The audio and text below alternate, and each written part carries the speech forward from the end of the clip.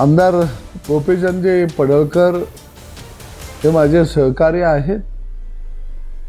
निश्चितपणानं त्यांनी जे आदरणीय बापूंच्या विषयी वक्तव्य केलं त्याचं निश्चितच समर्थन होऊ शकत नाही आणि मी करणारही नाही आहे. परंतु त्यांच्या बोलण्याची ही भूमिका का निर्माण झाली याच्याही कुठंतरी तळाशी मुळाशी आपल्याला निश्चितपणानं जावं लागेल. अलीकडच्या काळामध्ये राजकारणामध्ये उथळपणानं निश्चितपणानं पुढे जाण्याची मोठी शर्यत लागलेली आहे. एका बाजूला प्रस्थापित व्यवस्था ही विस्थापितांच्या विरोधामुळं कुठंतरी डळमळीत होते आहे असं एकंदरीत या राज्यातलं चित्र आहे.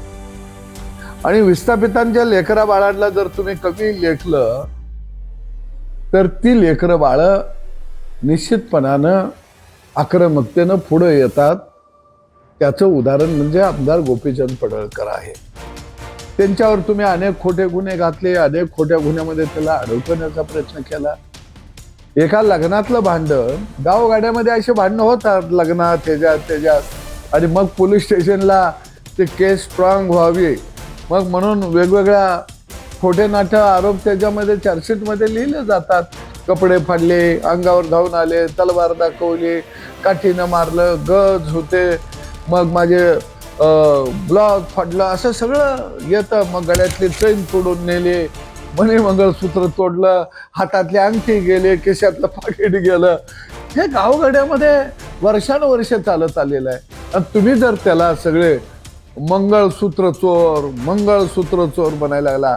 अरे ते लग्नात भांडणात झालं तर आणि ते खोट्या केशी दाखल होत्या. मग मला वाटतं की महाराष्ट्रातल्या स्वतःला जे ज्येष्ठ म्हणत आहेत, श्रेष्ठ म्हणत आहेत, तुमच्या तर तोंडातनी असली भाषा सुटते का रे बाबा? तुम्ही काय महाराष्ट्राला द्यायला लागलाय? आणि म्हणून मला वाटतं आमदार गोपीचंद पडळकर यांनी सुद्धा काही गोष्टी राजकारणामध्ये पोटामध्ये घालायला शिकलं पाहिजे. सगळ्याच ओठावरती आणून निश्चितपणानं चालत नाही. हा लंबे रेस का घोडा आहे.